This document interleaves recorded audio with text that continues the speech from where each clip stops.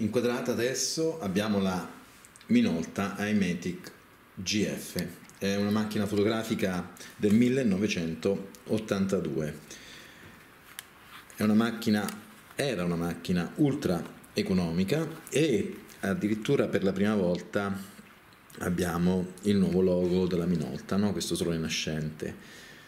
La macchina possiede una lente da 38 mm con un'apertura di 1,2.4, quindi non tantissimo luminosa, però buona per le medie prestazioni. Ha la filettatura, come potete vedere, da 46 mm.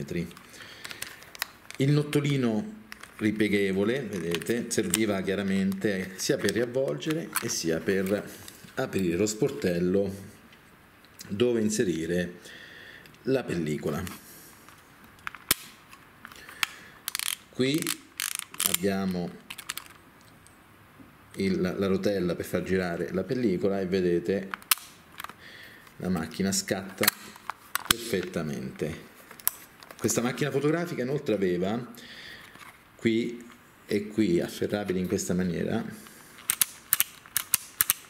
vedete le condizioni di luce: pieno sole, leggermente coperto e nuvoloso, quindi da una condizione di luce massima ad una minima, e andava impostata. Inoltre aveva anche la messa a fuoco infinito, figura intera, mezzo busto, primissimo piano, e andava di fatto regolata. Inoltre qua vedete ha anche la possibilità di utilizzare il flash. Chiaramente per utilizzare il flash andavano messe le batterie, sono semplici